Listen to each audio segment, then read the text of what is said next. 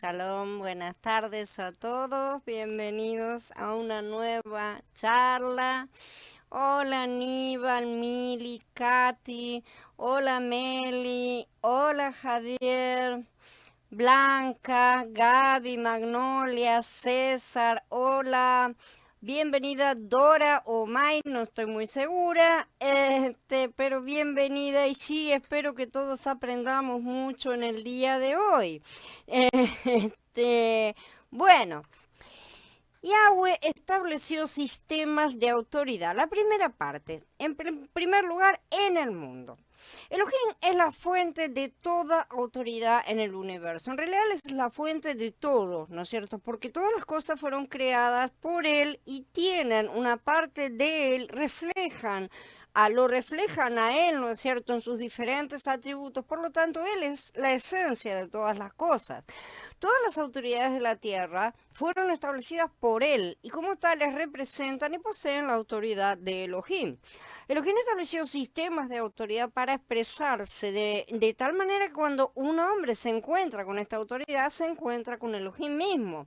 Cuando la presencia de Elohim está disponible, el hombre puede conocerlo por medio de ella, pero cuando no lo está, el hombre puede conocer a Elohim por medio de su autoridad.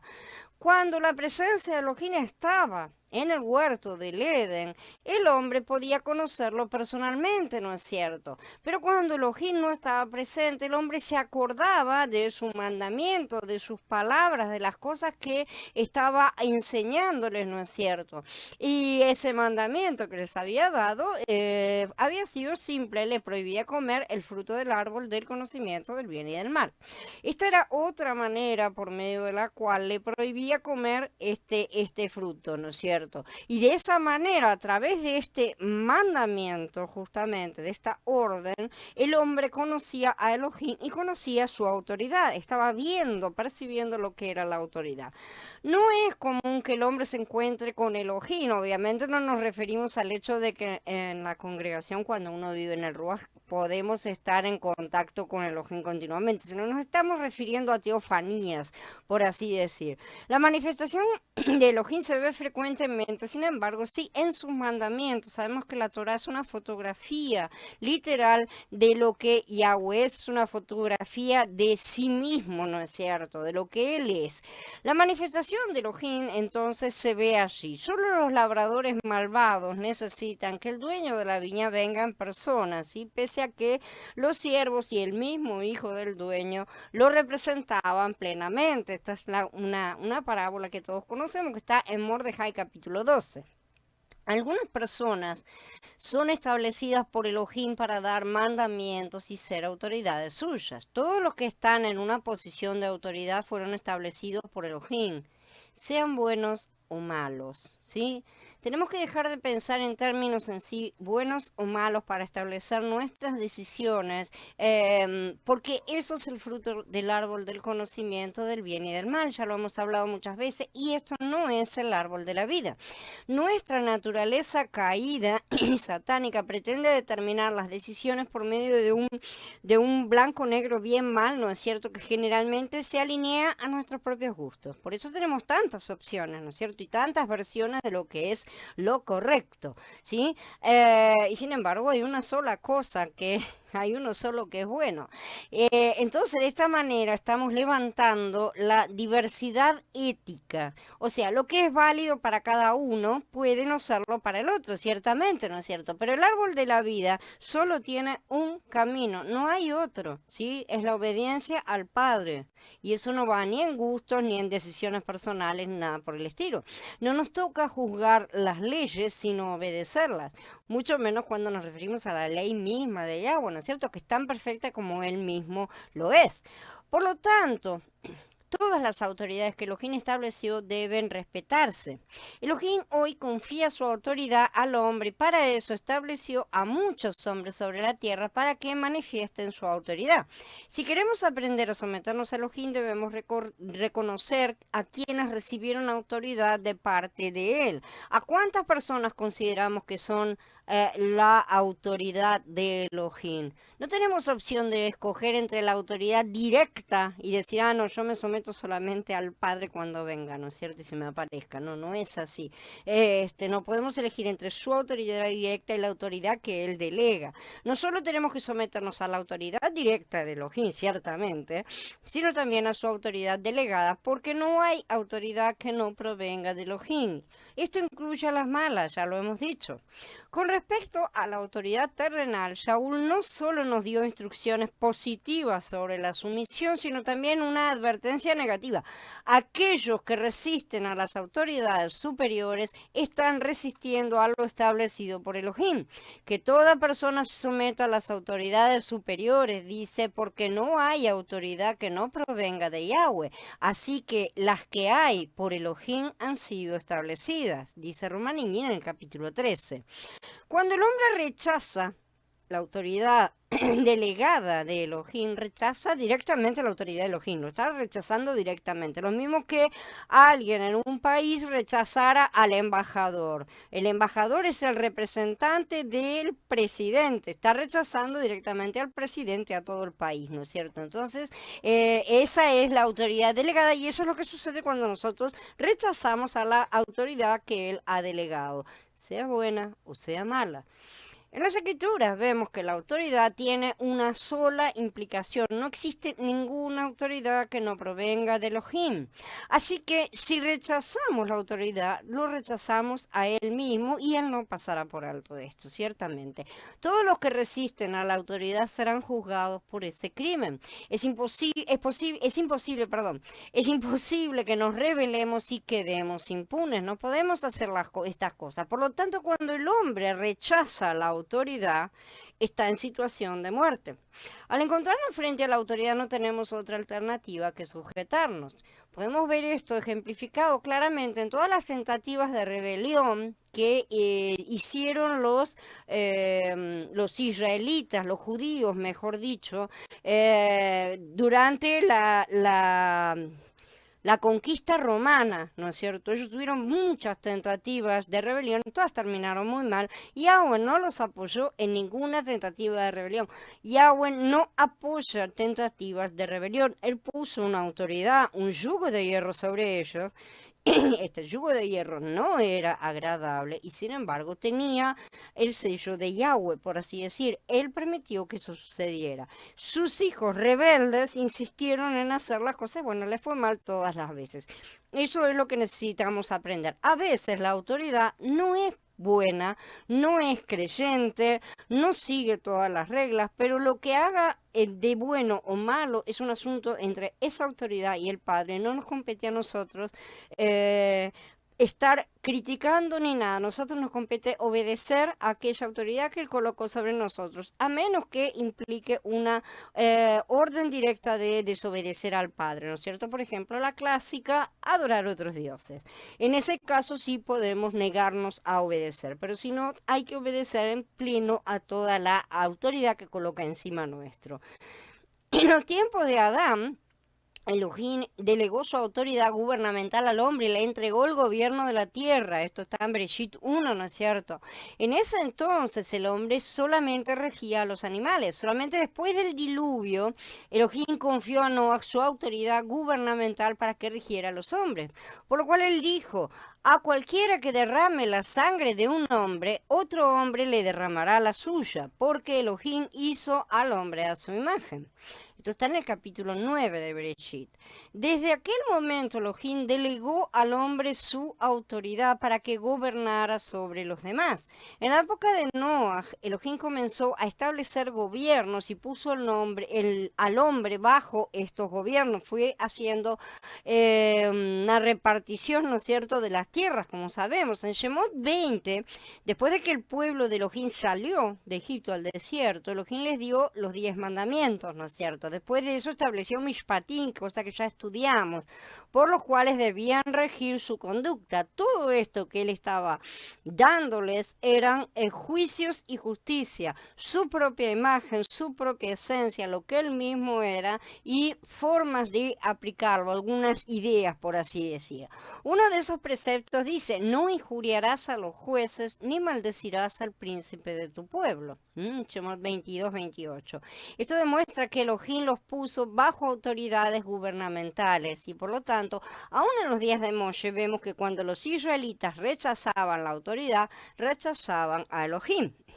Todas las naciones de la tierra tienen gobernantes, sabemos, aunque estos no crean en Elohim, aunque su reino esté bajo Hasatán, que en muchos casos es así directamente, el principio de autoridad sigue presente, ¿sí? Ya que Yahweh mismo lo estableció de esta manera. Cuando Elión dio a cada nación su herencia, cuando él dividió los hijos de Adán, él asignó las fronteras de los pueblos de acuerdo con el número de Malachim, de los Malachim de Elohim. Esto está en Devarim, en el capítulo 32. El reino de Israel era el reino de Elohim, y es obvio que el rey David fue establecido por Elohim, ¿no es cierto? Pero el rey de Persia también fue establecido por Elohim, él mismo lo dice en Yeshayá en el capítulo 45. Cuando el Adón estuvo en la tierra, también se sometió al gobierno y a la autoridad del sumo sacerdote. Por esa misma razón pagó el impuesto del templo, ¿sí? Y dijo que debemos dar a César lo que es de César. Él dijo... Sí, al entrar en la casa, Yahshua se le anticipó, o sea, es Kefá que estaba hablando con los que cobraban el impuesto. Al entrar en la casa, Yahshua se le anticipó y le preguntó, ¿qué te parece, Shimón? Los reyes de la tierra, ¿a quiénes le cobran los atributos o los impuestos? ¿A sus hijos o a los extraños? Kefá le dijo a los extraños. Y Yahshua le dijo, entonces los hijos están exentos. Pero para que no los ofendamos, porque no se busca roña, digamos, por así decir, uno obedece, porque él cumplió todo bien y perfecto, ve al mar, echa el anzuelo y el primer pez que pique, sácalo. Cuando le abras la boca hallarás un ciclo. Tómalo y dalo por mí y por ti. Esto está en el capítulo 17 de Matillá. Mientras el sumo sacerdote lo juzgaba, ¿sí? Lo conjuró por el Elohim Altísimo que respondiera. Y ahí Yahshua tuvo que obedecer mientras estuvo siendo conjurado por Pilatos. Él no respondió nada, él no abrió la boca, ¿no es cierto? El Adón lo reconocía como autoridades terrenales y jamás agitó ninguna revolución. Pero sobre todo él era un príncipe, ¿no es cierto? Como está indicado en el pasuk de Shemot, un príncipe de su pueblo. Dice en Romanillín 13, porque él es un siervo de Yahweh, está allí para tu beneficio. ¿No es cierto? Pero si haces lo que es malo, teme, porque no es para nada que él tiene el poder de la espada, aquellas autoridades delegadas, porque él es siervo de Yahweh. Allí está como vengador para castigar a los que hacen mal. A pesar de que no sea parte de Elohim mismo, a pesar de que pueden ser incrédulos, él los utiliza. Saúl nos muestra que todos los magistrados son siervos de Elohim. ¿Sí? Todos los que cumplen cargos gubernamentales, cargos de autoridad. En ese entonces el gobierno de su nación estaba en manos de los romanos, ¿no es cierto? Desde el punto de vista humano podemos decir que no tenemos que someternos a los agresores de extranjeros. Pero Shaul nos dice que no nos rebelemos justamente contra los gobiernos extranjeros. Él no está diciendo que hagamos eso. Por lo tanto, no solo debemos someternos a nuestra propia nación donde hayamos nacido, ¿no es cierto?, sino que debemos someternos al gobierno del lugar donde nos encontremos. Yo no puedo desobedecer a un gobierno local porque soy de otra nacionalidad, porque la ley no es dada para infundir temor al que hace lo bueno, sino al malo, dice la palabra, ¿no es cierto? No importa cuánto varíen las leyes de diferentes naciones, todas provienen de la ley de Elohim. Y más allá de lo que diga o no diga la ley que esté escrita por los hombres, es una ley. La esencia de lo que representa es lo que importa en sí. El hecho de que se establezca una regla que no pueda ser pasada. Si alguien la traspasa porque sí, ¿no es cierto? Porque no estamos hablando de reglas que vayan en contra de Yahweh. Si alguien traspasa una regla establecida, está siendo rebelde, está siguiendo el principio de Hasatán, básicamente. Esa es la cosa. Lo que se está representando, más allá de que si las personas involucradas son creyentes o no son creyentes, es el mismo principio de siempre. hay una regla y hay un transgresor. Esa es la cuestión y ese es el principio. El principio básico entonces radica en recompensar al bueno y castigar al malo generalmente y en todas partes, ¿no es cierto? Cada gobierno tiene sus propias leyes y las hace cumplir de manera que el bueno sea recompensado y el malo castigado. Al menos este es el principio, ¿sí? Que después suceda o no es otra historia. No llevan entonces en vano la espada. Eso es lo que significa llevar la espada. Es tener el poder justamente de juzgar al pueblo, a los demás, ¿sí? Aunque hay gobiernos que defienden lo malo y oprimen al bueno, se ven obligados a torcer la verdad para hacer esto y justamente llamar a lo bueno malo y a lo malo bueno. En ningún caso pueden decir que defienden a los malhechores ni que castigan a los justos. No pueden decir de forma directa aunque lo hagan. ¿Sí? No se puede decir eso directamente. Para defender esa postura errada necesitan torcer la verdad, ciertamente, hasta el presente. Todos los gobiernos sostienen el principio de recompensar al bueno y castigar al malo. Eso es lo que todos dicen que hacen. Que se haga o no, ya lo he dicho, es otro asunto. Pero este principio proviene de la ley de Yahweh, este principio es irrevocable, más allá de lo que la comprensión humana entienda o no. Entonces, cuando el inicuo se manifieste, va a tergiversar todas las autoridades, ya lo está haciendo, como sabemos. Ese será el final del mundo. Entonces, lo bueno será considerado malo a pleno y lo malo bueno. Lo bueno será eliminado y lo malo prevalecerá y habrán llegado al colmo de su copa, porque el colmo de la copa ellos deben llenar. La sumisión a la autoridad en la tierra tiene 4 características y se basa en pagar lo que debemos, al que impuesto, impuesto, al que pago, pago, al que respeto, respeto y al que honra, honra. El creyente siempre está sujeto a la ley, no por temor al castigo, sino por causa de su conciencia delante de Elohim, porque ¿qué es la ley? La ley es el retrato de Elohim vivo, ¿no es cierto? Entonces, si él no se somete, su conciencia lo va a reprender, el ruaj en nuestro interior no nos va a dejar en paz. Esta es la razón por la cual debemos someternos a las autoridades superiores. Los hijos de Elohim no deben criticar al gobierno gratuitamente. Aún el policía que vigila en la calle es una autoridad establecida por Elohim. Cualquier autoridad es establecida. Él es un oficial de Elohim que cumple su deber. Si lo cumple bien o mal es un asunto que él va a tener que responder en su momento, pero él es una autoridad. ¿Cuál debe ser nuestra actitud con respecto a los impuestos, a las tarifas, a las cosas, ¿no es cierto? Tomamos al gobierno local como autoridad de Elohim, aceptamos las cosas como nos son impuestas o vivimos protestando, ¿no es cierto? Porque sí es cierto, hay ladrones, sí hacen las cosas mal, sí se aprovechan, sí todo lo que se puede argumentar es verdad, pero ¿cuál es nuestra actitud delante de la autoridad? ¿Nos rebelamos u obedecemos? Esa es la pregunta central en todo. Entonces, ¿cuál debe ser nuestra actitud exacta? Tiene que ser someternos a toda autoridad, mientras sea posible. Si el hombre no se ha encontrado con la autoridad, sin embargo, no podrá someterse, porque para poder entender estas cosas es primero necesario tener un encuentro con la autoridad, cosa que ya estudiamos también. Cuanto más se le pida a un hombre que no se ha encontrado con la autoridad que se someta, más difícil se le va a hacer a esa persona someterse. Dice que Bet en la epístola segunda, ¿no es cierto?, en el capítulo 2, mayormente aquellos que andan tras la carne, llevados de los deseos corrompidos y que desprecian el señorío, atrevidos y contumaces, injurian sin temblar a las potestades superiores. O sea, estas personas no tienen miedo de nada, ¿no es cierto? Andan en la carne y creen que todo es manejable en la carne, en un nivel carne. Yo creo que la mayoría de nosotros hemos estado en ese nivel. Tal vez no hayamos sido tan atrevidos y contumaces, pero sí lo hemos hecho, porque ¿quién no protestó el aumento de impuestos, las reglas y que esto y que lo otro? Todos protestamos todo el tiempo y esa es una realidad, ¿no es cierto? Protestamos, pero protestamos en rebeldía. ¿sí? Hay muchos que han perdido su poder y su vida espiritual debido a la murmuración.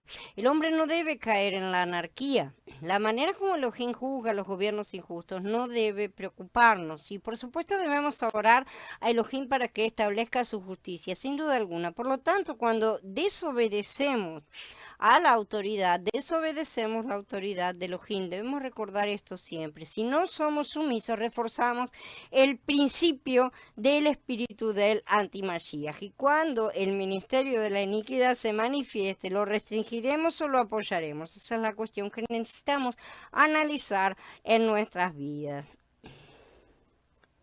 Shalom Johnny, shalom Jorge, bienvenidos.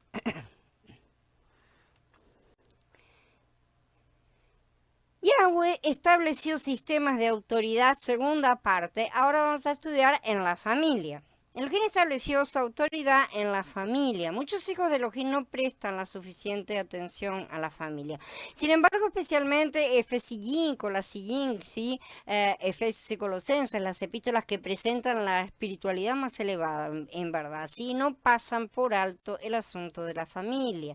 Allí se habla específicamente de la sumisión en la familia. Si descuidamos este asunto, vamos a tener problemas al servir a Elohim. En Timoteo Aleph y en Tito se habla de la obra, pero se habla de la familia y de la forma en que ésta afecta a la obra. En Kefá Aleph se habla del reino, ¿sí? Y vemos en esa epístola que rebelarse contra la autoridad en la familia es rebelarse contra el reino. Cuando el hombre se encuentra con la autoridad, entonces sus problemas disminuyen. Elohim estableció al esposo como la autoridad delegada de Mashiach, ¿no es cierto? Y a la esposa como representante de la congregación, su cuerpo. A menos que la esposa vea la autoridad que el esposo representa, es decir, la autoridad que Elohim estableció, le va a ser bastante difícil someterse, ¿no es cierto? Sobre todo con todas las insinuaciones que nos hace esta sociedad de liberalismos y demás, e igualitarismo, ¿no? La esposa debe entender que no debe verlo simplemente como a su esposo, como nos lo puede indicar esta pseudo-democracia donde vivimos, sino como la autoridad de Elohim, que es Mashiach mismo. Es una representación, ¿no es cierto? Tito 2:5 dice a las mujeres jóvenes que deben estar sujetas a sus propios maridos para que la palabra de Elohim no sea blasfemada. En Kefat Aleph 3:1 dice, así también ustedes, mujeres, estén sujetas a sus propios maridos, para que aun si algunos no obedecen la palabra, sean ganados sin la palabra por la conducta de sus esposas. O sea que la conducta nuestra siempre es una influencia sobre los que están a nuestro alrededor. En este caso son citados los maridos, pero vemos que esa influencia afecta a las personas, ¿no es cierto? En los Pasuquín 5 y 6 también se añade, porque así también se vestían en otro tiempo aquellas santas mujeres que esperaban en Elohim, estando sujetas a sus propios maridos, como Sara obedecía a Abraham llamándole Adón. Sí. Shaul también dice, hijos obedezcan en el Adón a sus padres, porque esto es justo. Honra a tu padre y a tu madre, que es el primer mandamiento con promesa para que te vaya bien y vivas largo tiempo sobre la tierra. Esto está en el capítulo 6 de Efesiyín, ¿sí? De los 10 mandamientos, solo este tiene una recompensa especial, porque aquí se refleja la relación con el Padre y la sumisión a su autoridad. Este es el mandamiento de autoridad con la autoridad delegada, ¿no es cierto? Cuando uno honra a sus padres, es bendecido por Elohim y vive muchos años sobre la tierra. Esa es la promesa. Trasladando esto al nivel espiritual, somos bendecidos con una larga y próspera vida cuando obedecemos a nuestro Padre, evidentemente, y a sus autoridades delegadas. Muchas personas probablemente mueran jóvenes por no haber honrado a sus padres o a otras autoridades, y entonces esta promesa, ¿no es cierto?, de maldición se ejecuta. Algunos hermanos se comportan realmente de forma muy indebida con sus padres, por lo cual se enferman frecuentemente. Nosotros parece que no creemos en la realidad de las maldiciones de Deuteronomio 28, ¿no es cierto? Pero son una gran realidad, si Yahweh lo dijo, eso es. Esto está implícito en la transgresión a este mandamiento. Esas enfermedades son causa directa porque Él así lo ha prometido. Solamente cuando les obedezcan, estarán mejores, tanto de salud como, o sea, físicamente y en todo, en prosperidad también.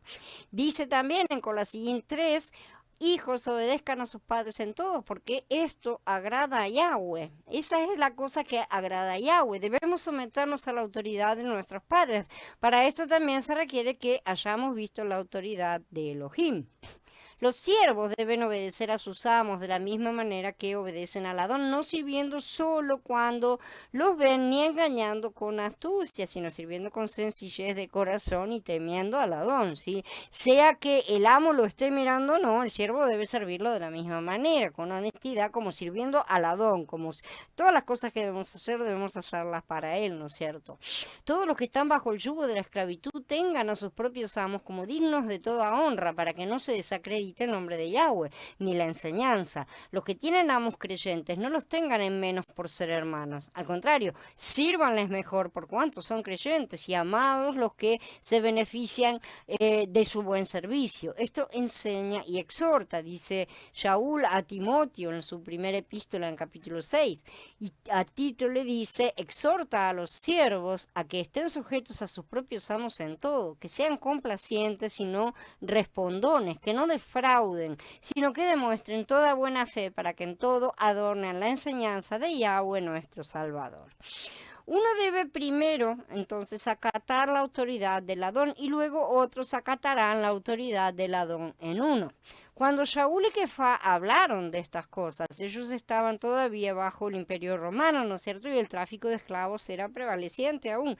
Ya sabemos que la esclavitud del mundo es muy diferente de la esclavitud mencionada en las Escrituras, y la cual era temporal, servía para que la persona pagara por sus transgresiones.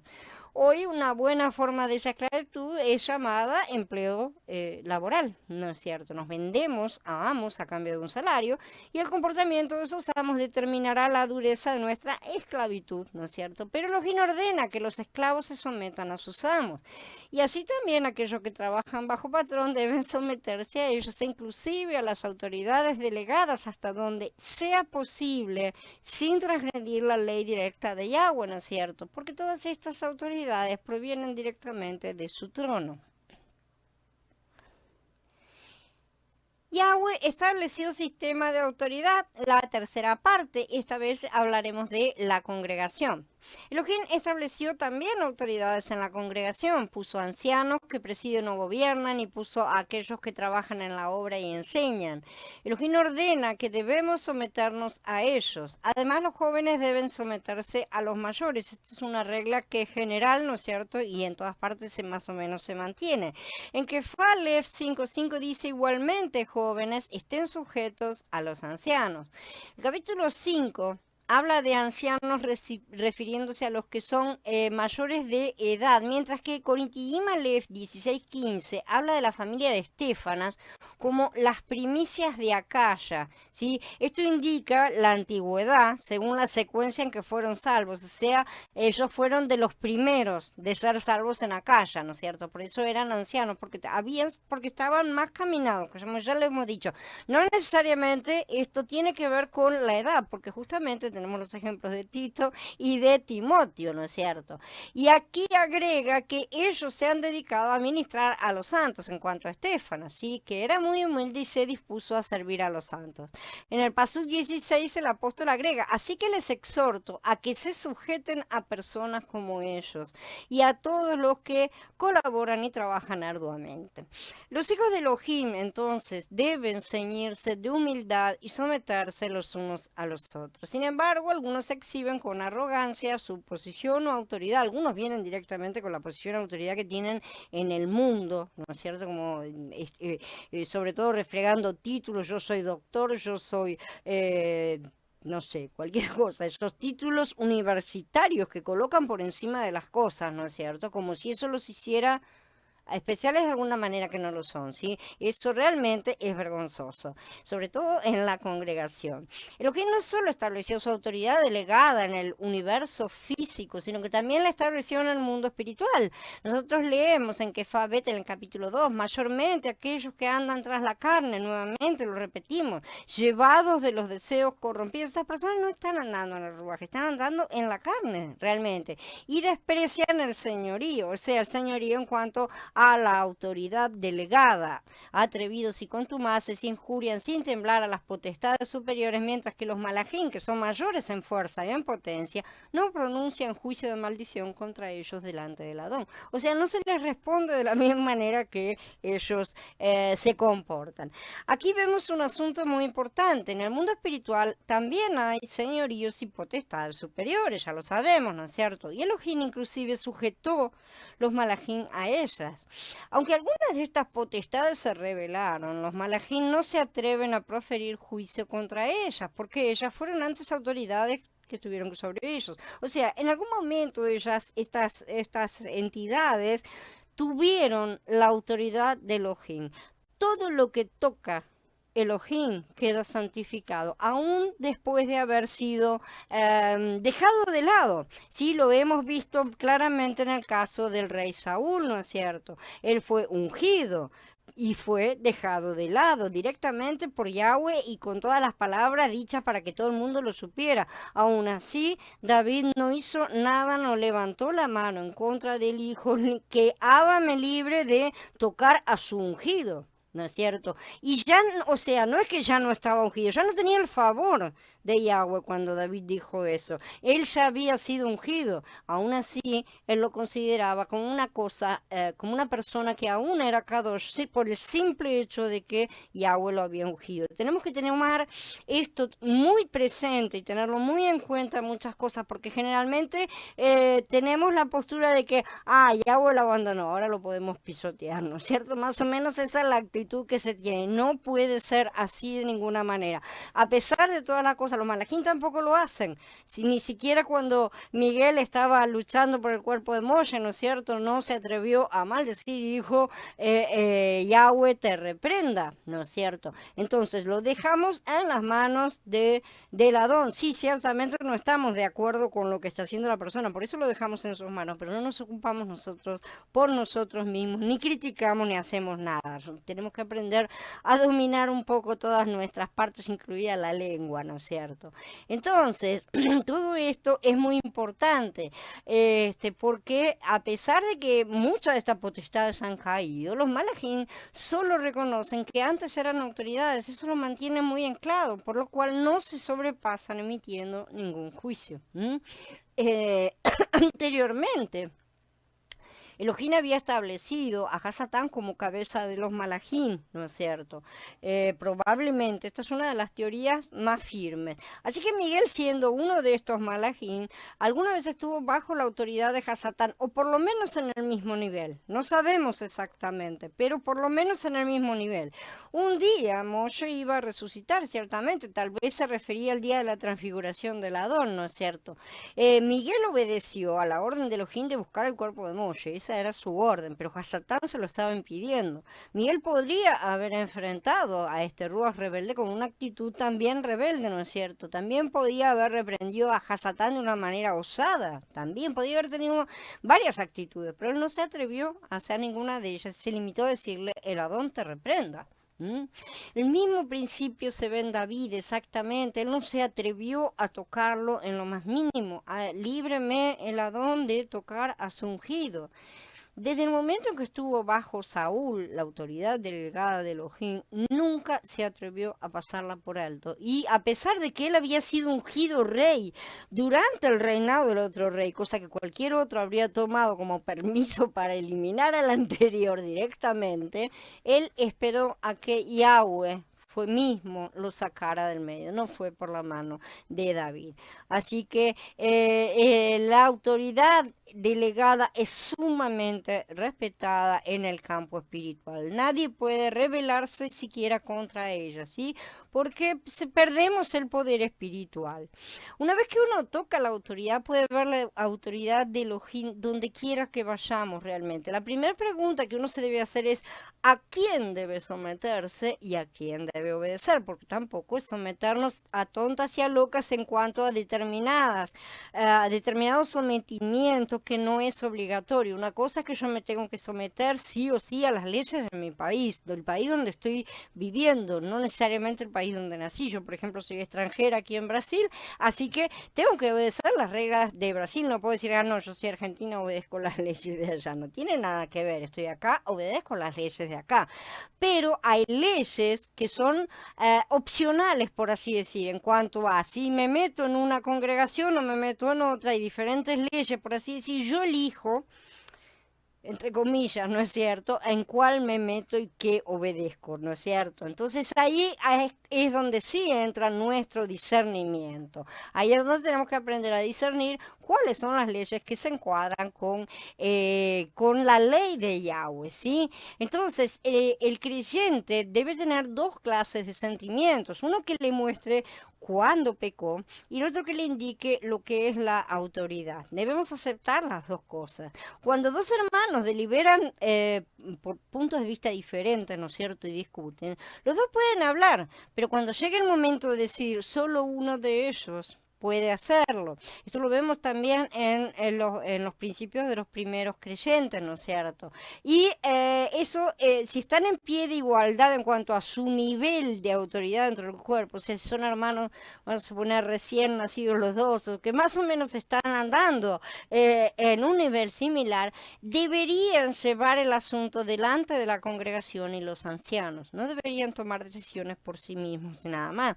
Siempre tenemos que estar recordando que somos partes de un cuerpo y ser partes de este cuerpo nos debe impedir en todo momento andar haciendo cosas por detrás, por así decir, ¿no es cierto? Tratar de arreglar las cosas entre nosotros a veces es bueno, pero hasta cierto límite, ¿sí? Este fue el error cometido por Shaul y Barnabá justamente cuando se separaron, ¿no es cierto? Cuando se pelearon.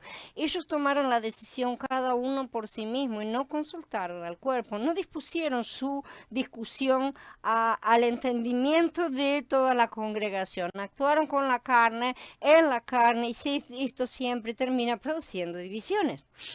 Más aquí se describe también un concilio grande, ¿no es cierto?, en el cual todos, tanto viejos como jóvenes, pudieron participar, todos participaron, todos los hermanos podían hablar, todos tenían el derecho de exponer su parte. Entre ellos sabemos que hablaron que fue Shaul, ¿no es cierto? Finalmente, Jacob tomó la decisión. Él era el más anciano, ¿sí? Y lo tenían como una persona muy de gran importancia. Realmente lo respetaban mucho. Entonces, tanto que Fa como Shaul expusieron los hechos y muchos otros hermanos que hablaron, que no se los nombra, pero Jacob tomó la decisión final. Alguien tiene que tomar esa decisión final, ¿sí? Aún entre los ancianos y los apóstoles existe un orden de autoridad. No podemos estar tratando de hacer votaciones democráticas porque eso no proviene de Yahweh. Shaul dijo que él era el más pequeño de todos los apóstoles en Corintim Aleph, ¿no es cierto? Existe aún una diferencia entre apóstoles grandes y apóstoles pequeños, entonces él se consideraba el menor de todos. No es simplemente que alguien nos gobierne, sino que debemos conocer la posición que nos corresponde, en la cual él nos ha colocado, ¿sí? No en la cual otros se han elevado o otros nos han colocado, porque esa se desprende de la autoridad que el Padre da a cada uno, la posición en que Él nos coloca. Este relato es realmente un testimonio muy hermoso y un cuadro precioso, ¿no es cierto? Porque hace temblar a Hasatán y pone fin a su reino cuando el cuerpo trabaja como cuerpo. Cuando cada uno de nosotros toma sus decisiones y se cierra y sale a hacer lo que bien entiende, no hay cuerpo y Hasatán baila, ¿no es cierto? Entonces, cuando tomemos el camino de la sumisión verdaderamente, Elohim finalmente podrá juzgar al mundo. Bueno, Ahora, habiendo terminado con esta parte, eh, les dejo acá para los que, les dejo un ratito, entonces acá, para los que no lo saben, un segundo, el Meet donde vamos a seguir la conversa en 10 minutos más o menos, porque así yo dejo grabando el video, así ya queda editado. Así que en unos 5 o 10 minutos nos encontramos ahí en el Meet para seguir la charla como hacemos todos los martes con esta serie. Entonces, hermanos, les digo a todos que nos vemos. Shalom a todos. Gracias por la presencia, gracias por participar y no dejen de unirse en la charla si hablamos un poco acerca de lo que hemos estado leyendo. Shalom.